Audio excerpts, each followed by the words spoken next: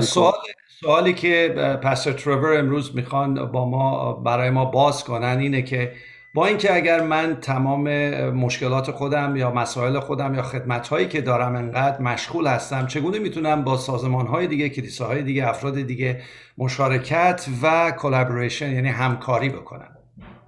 So I want to answer this question first of all with some thoughts from the Bible and then practical advice. برای همین میخوام از کتاب مقدس استفاده کنم و یه اصولی رو راجع به این مطلب باز کنم و بعد کاربرد اونها و کاربرد عملی رو با هم در میون میگذاریم. From the Bible, I think we can get our why. Why should we collaborate?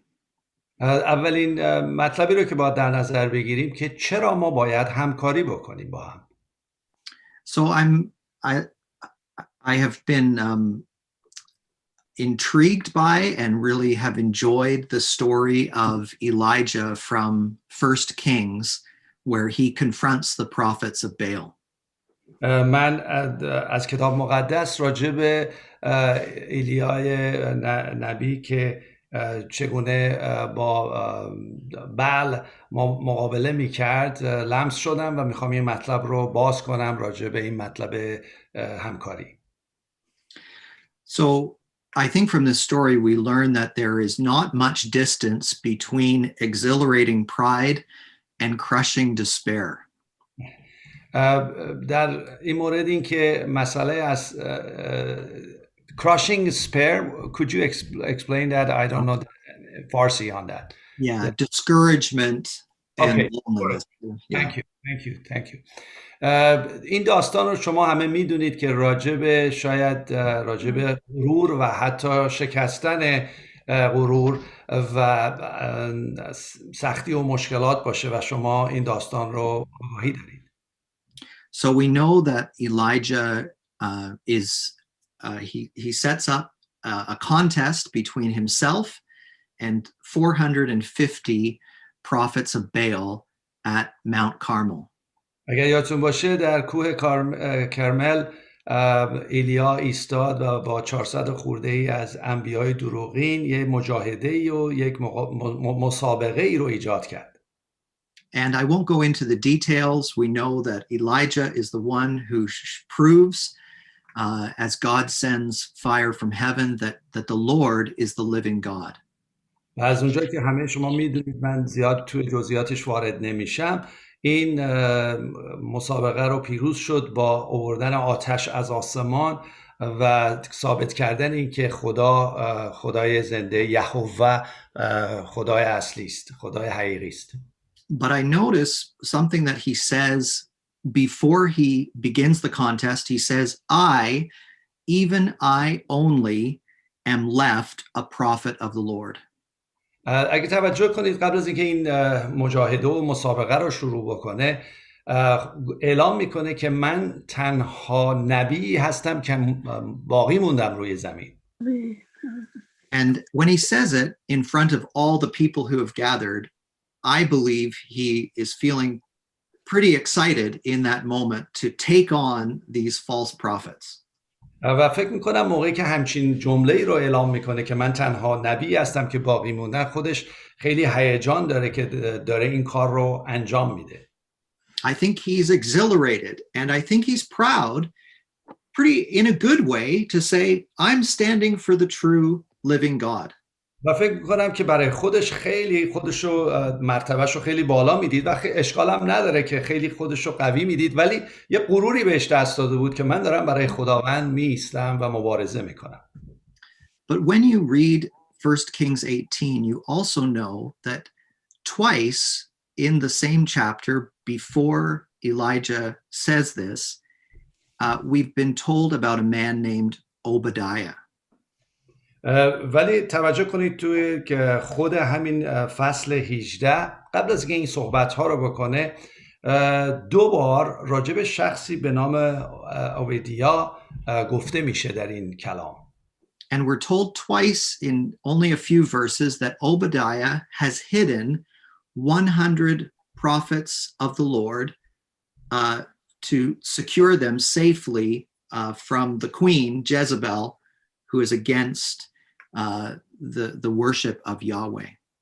اگه توجه کنید قبل از اینکه این سخنان رو ایلیا بگه ما راجع به اوبیدیا میبینیم مرد خودش 100 تا از نبیای دیگر رو از دست جزابل که میخواست اونها رو بکشه قایم کرده بوده. پس همچین شخصی وجود داشته. So we know that when Elijah is saying this and he's very excited, the contest is about to start, as a reader we should be thinking, hold on, he knows that he is not the only prophet of the Lord left in Israel because he's been told about these 100 others. باید توجه کنیم موقعی که ایلیا وایساده اونجا و داره میگه من تنها نبییم که باقی موندم و داره این مجاهده و مسابقه رو با اون انبیای دروغین شروع میکنه، اون خودش میدونسته که همچین شخصی وجود داشته و همچین انبیایی هم وجود داشتن. اینو باید در نظر بگیریم. And of course I'm the first to say I understand what Elijah is saying. He's the only one in the contest against the others. But I think this idea has gone down more deeply into his heart, and he's quite proud to say, I'm the only one who's standing up for Yahweh. البته من شاید بهش حق بدم که اون تنها کسی بوده که الان وایستاده اونجا و داره این مجاهده رو مسابقه رو با این انبیای دروغین انجام میده و اونی که اونجا وایستاده و داره این حرفا رو میزنه. شاید ولی یه ذره تو کلش رفته بود که من تنها کسی هستم که این کار رو دارم میکنم و یک مقدار غرور رو گرفته بود. And so when Jezebel then threatens his life, he's successful. The drought that has plagued Israel for years ends with rain. Everything is going well. God has shown his power, but Jezebel threatens Elijah's life. با اینکه خود ایلیا قدرت‌هاشو نمایان کرده بود، حتی دعا کرده بود که قحطی اومده بود در اون محل و حتی میدونیم که بعداً دعا میکنه و باران میاد و این قدرت‌های ایلیا کاملا مشخص بود، ولی در این حال میبینیم که جزابل میاد و او رو تهدید میکنه به مرگ و اتفاقات دیگری خواهد افتاد.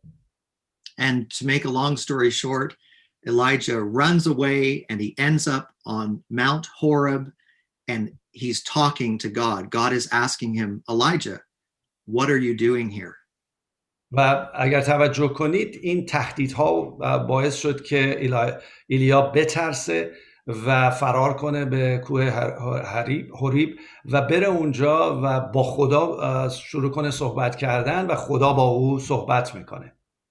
And Elijah, interestingly, he says to God the very same thing that he said on the mountain, Mount Carmel. He says, even I only am left a prophet of the Lord, and now they're going to kill me. اگر توجه کنید در این قسمت که با خدا هم صحبت میکنه باز دوباره میگه من تنها نبی هستم که باقی موندم و الانم جزابل میخواد منو بکشه و منو از بین ببره. یعنی به خدا هم همون حرف رو دوباره تکرار میکنه. It's like he's saying to God, God, I did everything I could for you. The fire came from heaven. The prophets of Baal are dead. The rain has started, but it was not enough. And now, God, if you lose me, if she kills me, I don't know what you're going to do. I'm the only one left. و توجه کنید که با اینکه به خدا میگه که نگاه کن من به قدرت تو رو نمایان کردم، جلوی اونها ایستادم، از آسمان آتش اومد، دعا کردم قحطی اومد، دعا کردم بارون اومد و الانم میخوان این یه دونه نبی که الان هست اونا بکشن. تو میخوای چی کار بکنی؟ الان چی کاری انجام میدی؟ So let's not make Elijah's error. We can be excited about the idea that we are given a personal assignment by God, and he gives us those assignments. But when we isolate ourselves, there is such a quick flip that can happen from being excited to being in despair. توجه کنید اینجا ما اشتباه ایلیا رو نکنیم. ایلیا با اینکه یک مأموریت خیلی بزرگی داشت از طرف خداوند و دریافت کرده بود و به قدرت انجام داد، ولی خودش رو تنها میدید و خودش رو جدا میدید و این باعث شد که درست به اندازه یک مطلب خیلی ساده تمام واقعه ها برعکس بشه و از اون قدرت و جلال و جبروتی که روی کوه کرمل داشت بیاد با ترسش در کوه حریب و شروع کنه با ترس صحبت کردن با خدا و تمام مسائل درست یهو برعکس شد، برای اینکه خودشو از دیگران جدا کرده بود و به جای اون قوت و شادی به جاش ترس و افسردگی اومده بود. Also, let's remember not just Elijah's error, let's remember Jesus' promise. In Matthew 28, he says, we are to make disciples of all nations. And of course, in Revelation 7, we have that picture. People from every nation, people, tribe, and tongue will be part of the body of Christ. توجه کنید این اشتباه ایلیا رو ما نکنیم و از عیسی مسیح یاد بگیریم که وقتی در متی 28 گفت برید و شاگردان رو از تمام امتها بسازید، پس یک مسئله جمعیه. و دوما در مکاشفه فصل 7 نیز میخونیم که تمام ملت ها میان از زبان های مختلف و خدا رو پرستش میکنن، پس یک مسئله جمعیه و مسئله تنها و مخصوص ایلیا نبوده. So Jesus likes diversity. He wants difference in among his people, and he intends that we're going to relate to each other across language differences and cultural differences, but also from church to church. Denominations are okay, but Jesus intends that we will relate as different parts of the body. خداوند ما عیسی مسیح اون تنوع رو دوست داره، از قوم‌های مختلف، کلیساهای مختلف، افراد مختلف جمع بشن و همه اونها با هم جزو این بدن باشن. عیسی مسیح اون تنوع و فرق داشتن بین ما رو دوست داره و میخواد که ما با هم بتونیم در این تفاوت‌ها با هم متحد باشیم. So sometimes when we're not collaborating, we have the idea that things would be so much easier if everybody was just like me and everybody was just like my church. That's not Jesus' idea. Jesus' idea is diversity, difference, and that we will learn about him and grow up together. بعضی وقتا خیلی شاید برای ما ساده تر باشه که همه شبیه هم باشیم، شاید افکارمون رو با هم یکی کردیم، خیلی ساده و همه میخوایم شبیه یکدیگر باشیم. حالا که عیسی مسیح اینجوری نیست. عیسی مسیح میخواد متنوع باشیم، تفاوت‌های ما برای او ارزشمنده، ولی میخواد با هم در اتحاد با هم همکاری کنیم. When Paul speaks in 1 Corinthians 12 about the body of Christ and the different parts of the body, I think it's helpful for us to remember he's not only thinking about the body as one congregation.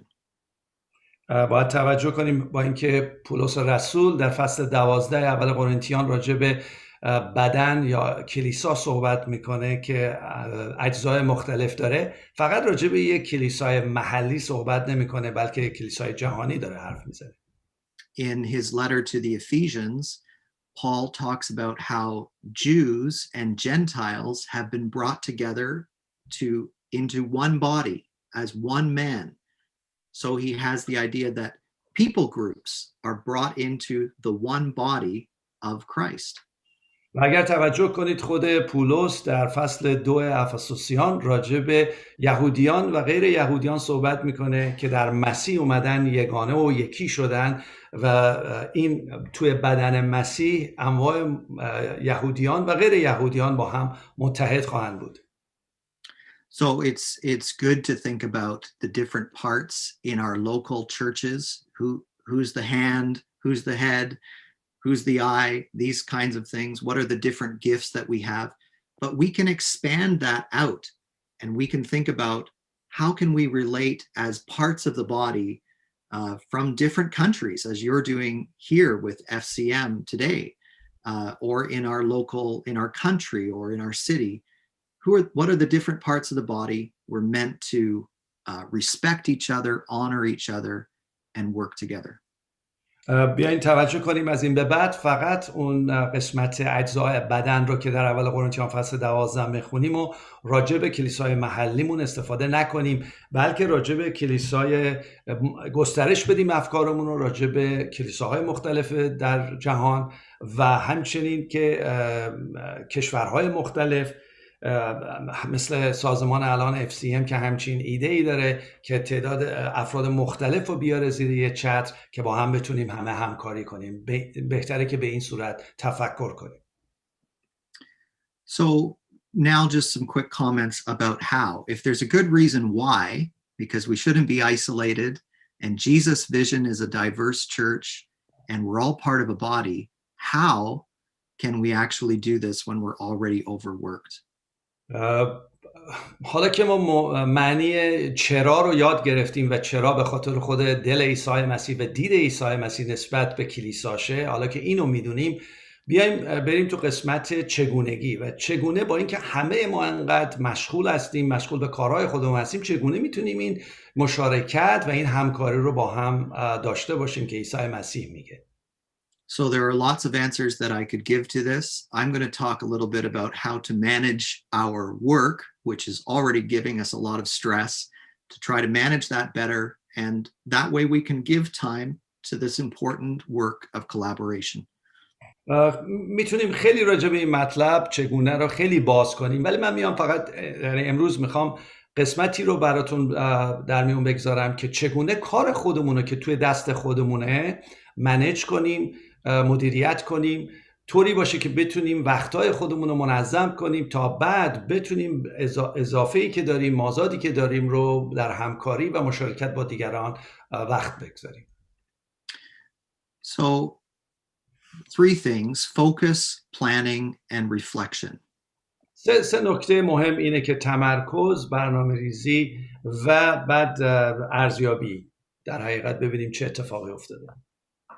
When it comes to focusing ourselves, it's helpful to think about our calling. وقتی میخوایم متمرکز بشیم بهترین نکته تمرکز خواندگی ماست. And let's remember that first of all, we are called to a person, not to a project. خیلی این نکته رو باید توجه کنیم که خداوند ما رو خونده برای یک شخصیت، نه برای یک پروژه. So more important than asking how can I collaborate is to look first of all, how am I really doing with Jesus? Am I delighting in Jesus? Do I love him? Am I excited about my relationship with Jesus?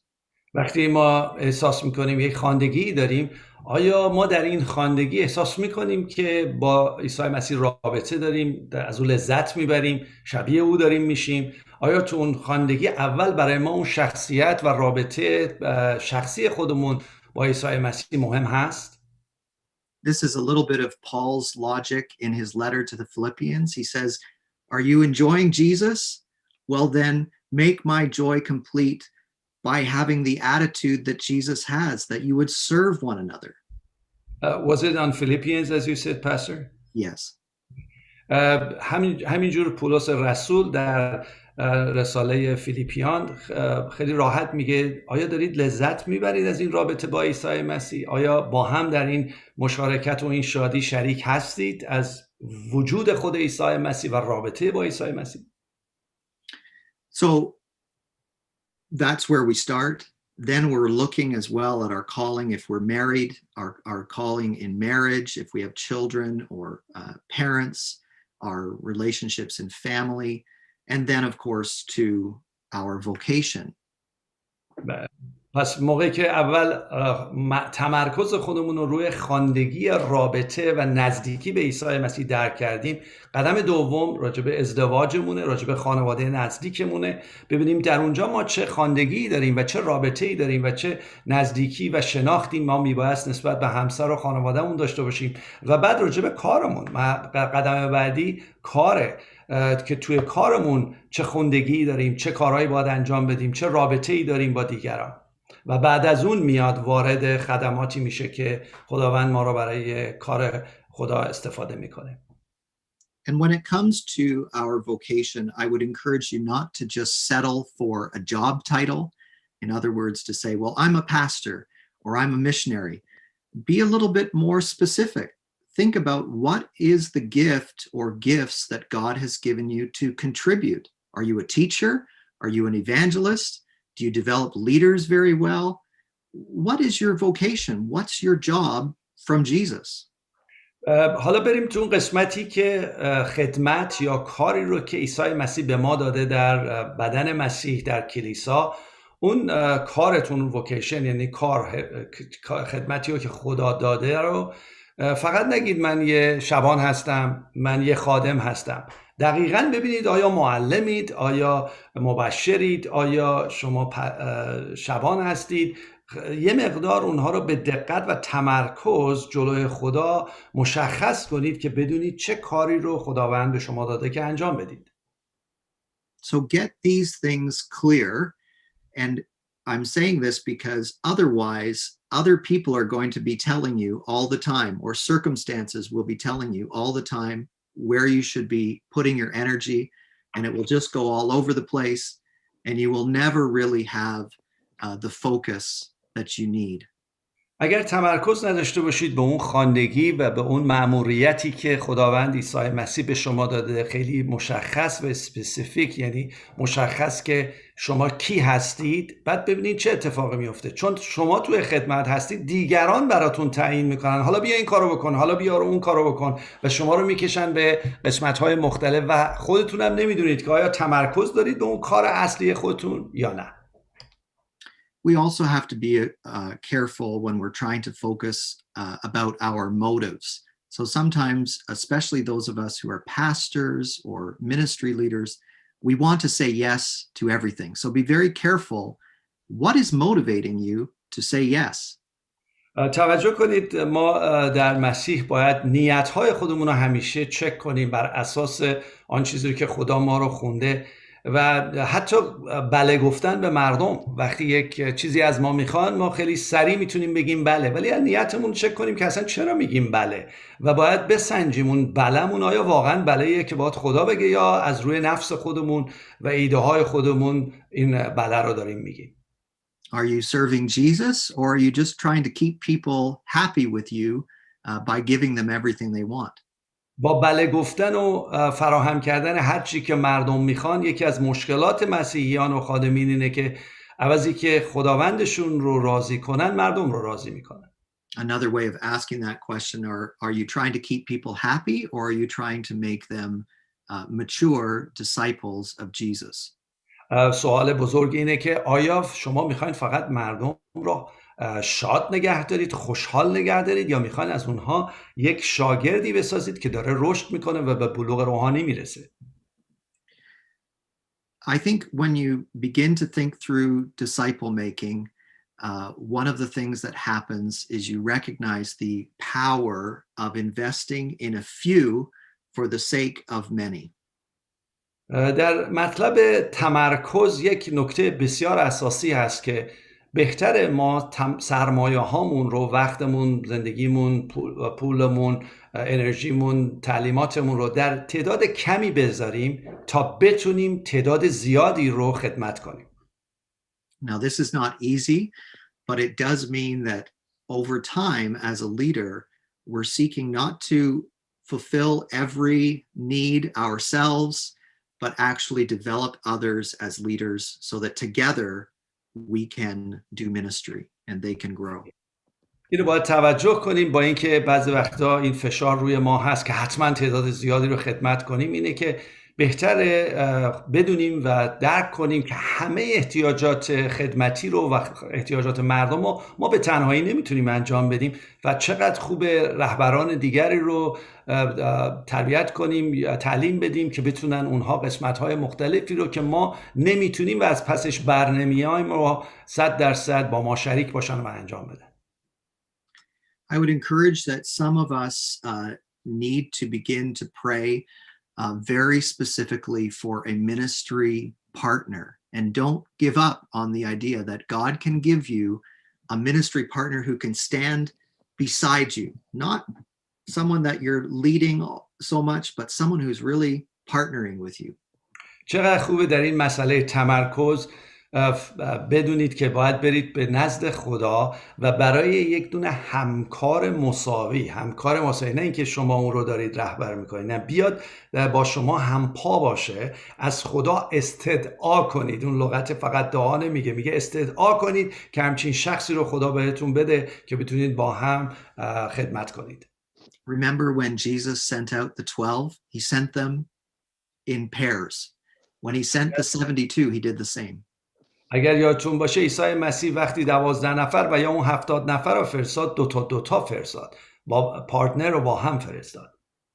And in the ministry of Paul, we see him being with Barnabas. We see him being with Silas. We see Barnabas and Mark together. Paul and Timothy. There's a pattern of partnership in the New Testament. و توجه کنید که در عهد جدید یه طرح خیلی جالب همکاری و مشارکت وجود داره بین دوتا.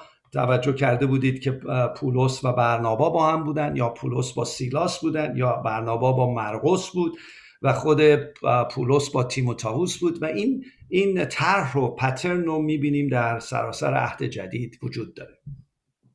So sometimes when we're feeling overwhelmed, we need to really refocus and be clear.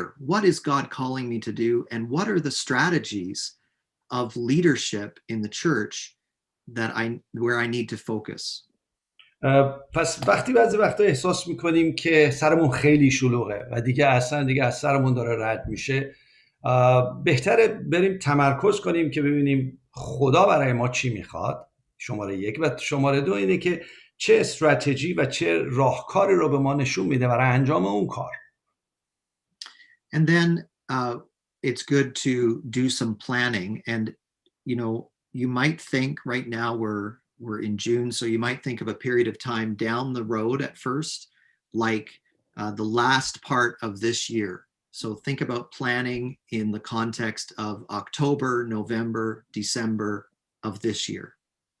و توجه کنید در هر استراتژی یک نقشه وجود داره که اون نقشه مثلا فرض کنید که الان بگین از الان به بعد برای ماهایی که الان ما توی جون هستیم، برای ماهای بعدی حتی اکتبر و نوامبر و دسامبر من چه نقشه‌ای دارم، چه استراتژی دارم که از پیش اونها رو برنامه‌ریزی کنم. You can't plan the details so far in advance, but you can look at things like, where will I rest? Where are some times when I might take a break from work? How will I work on my relationship with Jesus during that time? What are some things that might be coming up in my marriage or family? What are some important work goals? That kind of thing. توجه کنید، شاید نتونید که 3 ماه بعدی رو به جزئیات برنامه ریزی کنید، ولی خوبه که این نکاتی رو که الان خدمتتون میگم رو توی اون برنامه بگذارید که مبادا فراموش بشه. این که در اون برنامه بعدی که دارم در 3 ماه آینده، آیا وقت استراحت برای خودم گذاشتم؟ آیا وقتی گذاشتم که بیشتر عیسی مسیح رو بشناسم؟ آیا وقتی گذاشتم که با خانواده‌ام وقت بگذارم؟ آیا گذاشتم که برای کارم ببینم در این خدمتی که میخوام بکنم چه کارهایی رو باید انجام بدم؟ این ارجحیت ها رو باید در برنامه‌ریزی آینده برای خودم طرح‌ریزی کنم. For most of us, if we took, say, 1 hour and looked at a period in the future of about 3 months and just sketched some simple things, plans for that period of time, we would feel relief. چقدر خوبه که حتی 1 ساعت بگذارید کنار الان، برای 3 ماه آینده راجبش تفکر کنید، تصویرهایی ببینید از خدا و نقشه رو ببینید و خیلی ساده چند تا خط بکشید، بنویسید، نقشه بکشید، علامت گذاری کنید، بگید این برای 3 ماه آینده من به این صورت تفکر میکنم و به این صورت برنامه‌ریزی میکنم. حتی شده اگر 1 ساعت از وقتتون رو الان بگذارید. Then when it comes to the our weekly life, I have just a few ideas. بعد از اینکه اون مسئله 3 ماه آینده که به صورت کلی برنامه‌ریزی میکنید، برای هفتگی من یک سری روش اینکه چگونه نقشه بریزید برای هفتهتون چند تا نکاتی رو میخوام باهاتون در میون بگذارم. many of us, I think, would benefit from fixed scheduling. This would be like when we were in school, or if you've ever been to a conference event where you know what is going to happen at different times in the day. در بعضی از ماها عادت داریم به یک سری از اسکیجول ها و برنامه های خیلی مشخص و فیکس شده و عادت داریم. مثلا موقعی که مدرسه و دانشگاه و اینا میرفتیم مشخص بود چه ساعتی میریم، چه ساعتی میایم، چه کارهایی میکنیم. یا حتی به یک کنفرانس مسیحی میرید، از اول مشخص میکنن این ساعت اینه، اون ساعت اونه و شما خودتون رو در اون اسکیجول و اون برنامه و تقویمی که بهتون دادن کاملا خودتون رو اجاست میکنید و خودتون متوجه میشید که هست. So these are routines. When will I do my study for messages maybe? When will I do meetings with people for perhaps counseling? When will I do email work? These kinds of things are, you can determine in advance and set a schedule for when you want to slot these things in, and try to work with a fixed schedule. خیلی خوبه که بتونید این کارا بکنید و شاید به طور طبیعی دارید انجام میدید. اینه که مثلا چه موقع من موعظه‌مو رو تهیه کنم، چه موقع به مردم سر بزنم، چه موقع مثلا ایمیل ها رو بخونم. اینا در طول هفته براتون یک جای مشخصی داره، ولی خوبه که اونو منظم کنید که حداقل بدونید در کجا و چه وقت این کارها باید انجام بشه. And the benefit of this is that we can pick to work on things when we will have the most energy for those things.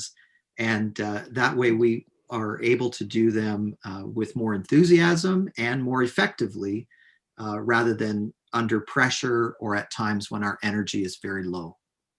خیلی مهمه که وقتی میدونید یک سری از مسائل کاریتون هست که در طول هفته باید انجام بدید، مثل اون مثالایی که ایشون زدن در طول هفته، پس اگر میدونید چقدر خوبه اونها رو طوری منیج کنید، مدیریت کنید که بر زمانی باشه که شما انرژی قوی تری دارید، یا مثلا صبح بلند شدید سرحالتر هستید، یا مثلا یه وقتی از ظهرتون یا عصرتون هست که میدونید شما انرژی لول شما اون قوتتون خیلی بالاست و میتونید با اشتیاق و با پیروزی اون کار رو انجام بدید، تا اینکه یه موقع خسته اید، ناراحتید، گرفتارید و اصلا موقعی که میرسید به اون مرحله کاری و خدمتی که بکنید اصلا حوصله‌اش رو ندارید انجام بدید. پس برنامه‌ریزی خوبه. Something very similar is time block planning. The idea there is you set aside a larger block of time to focus on a specific kind of work. And the benefit is that you're not switching back and forth trying to do multiple things at the same time. یک نکته بسیار مهم اینه که یک وقت بلوکه مخصوص برای برنامه‌ریزی داشته باشید و این نیست که وسطش کارهای دیگه انجام بدید. وقتی اون بلوکه رو انجام میدید و میذارید، این خیلی مهمه، کمکتون میکنه که از یه مرحله به یه مرحله دیگه برید و اون وقتی که کاملا بلوکش کردید، کنار گذاشتید، بهتون اجازه میده برنامه هاتون رو درست برنامه ریزی کنید. Lastly, for many of us, a lot of the stress and feeling overwhelmed and that we don't have time can come from something like email and using email in the wrong way. و یکی از مثال‌ها و مطالبی که در زندگی شما خدمتی شما ممکنه باشه مسئله ایمیلتونه و تو اون باکس ایمیلتون پر ایمیله، نمیدونید چجوری جواب بدید، کی جواب بدید، چرا باید جواب بدید. تمام این سوال‌ها براتون به وجود میاد و اون وقت خیلی زیادی ازتون میگیره. این مطلب رو نیز باید توجه کنید. So if you had a mailbox, a physical mailbox, and you were receiving mail there, most of us have something like that.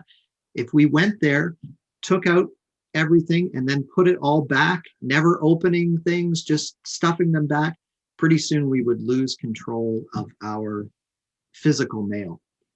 توجه کنید حتی پستی که در خونتون میاد، مثلا میان تو خارج یه جعبه هایی هست یا ایران یا هر جای دیگه جعبه ای هست که اون پستتون نامه ها میاد و فرض کنید همه اینا جمع شده، شما ورش میدارید میبرید میذارید یه جای دیگه و کاری به کارش ندارید و نمیدونید اصلا چی به چیه و زمان میگذره. همین از نظر فیزیکی این کارم که انجام میدید شما رو مشغول میکنه و تازه به کاراتون هم دقیق نمیرسید. ایمیل هم به همون صورته. So people do that with email. It's not a good strategy. It's much better to, once you read something, you decide in that time what you're going to do with it. And you need a separate list of your to-do list. If you're trying to use email to remind you of what tasks you need to do, or you're trying to use your calendar that way, your stress level will increase and pretty soon you will feel overwhelmed. Okay. Would you explain, Trevor, if we answer every email right away or don't answer email right away? Could you explain for myself? Yeah, okay. No, you don't have to answer an email right away. But if you're going to delay it, you should put it on a task list. I need to email Siamak about what he asked me, and then I would archive that email so it's not sitting in my inbox. سوالی که از ایشون کردم فقط برای اینکه من خودم متوجه بشم دقیقاً چی گفتن، چون بعضی وقتا ما عادت داریم ایمیل هایی که میاد بهش میرسیم و میذاریم من باشه همه اینا رو هم دیگه قرار میگیره و وقتی کامپیوترمون رو باز میکنیم این بار این ایمیل ها برای ما فشار میاره و ما رو مشغول میکنه، فکرمون رو مشغول میکنه. ایشون میگن که هر ایمیلی رو که در میارید بدونید میخواین باهاش چی کار بکنید. اگر میخواین جواب بدید اگر باید در زمان بعد جواب بدید برید یه جایی بنویسید تو تقویمتون یا ببرید توی آرشیو قرار بدید که بدونید یه تو دو لیست داشته باشید، یعنی یک لیست انجام کارها داشته باشید که موقعی که به ایمیلتون نگاه میکنید یهو overwhelm، یعنی یهو مشغول این مطلب نشید و شما رو از کنترل خارج نکنه، چون مغزتون رو به حرکت میاره. Thank you, Trevor. I was explaining it the way I understood it. Okay, great. Yeah, and the last thing I'll say is we're never going to get this perfectly right. So it's good to just review how we're doing with work and review how stressed we feel. So think about an hour a week where you just review what your tasks are, maybe one morning each month where you take a look at your work and make sure that you're on top of things, and maybe one day, so 4 days a year, one day each quarter, where you do some planning. I think if we implement some of these ideas about focus and planning and review, our stress can go down and we'll feel more able to engage with collaboration. برای اینکه اون استرسمون و اون مرحله‌ای که واقعا ما رو انقدر مشغول میکنه که فکرمون مشغوله نمیتونیم به کارهای دیگه برسیم، یه نکات خیلی ساده ای رو اینجا دارن دوره میکنن برای ما، اینه که چقدر خوبه حداقل 1 ساعت در هفته رو بگذاریم برای برنامه ریزی، برای نگاه کردن به مسائل و ارجحیت‌های تقویممون، کارامون، و یا هر ماهی یک نصف روز رو، یه صبحگاهی رو، تمام نصف روز رو بذاریم برای همین کار و هر 3 ماه به 3 ماه یک روز کامل رو بلوکه کنیم برای این کار که بتونیم برنامه هامون رو بررسی کنیم تا بتونیم برنامه های سالانه، ماهانه و هفتگیمون رو توی نظم بیاریم. And the very last thing I'll say is that collaborative visions need leaders too. And what I mean by that is not all of us need to lead in collaboration. Some of us need to be willing to follow in collaboration. And our burden will not be as heavy, but that also means that we will follow someone. And to be honest, sometimes the reason why leaders don't collaborate is because they want to lead.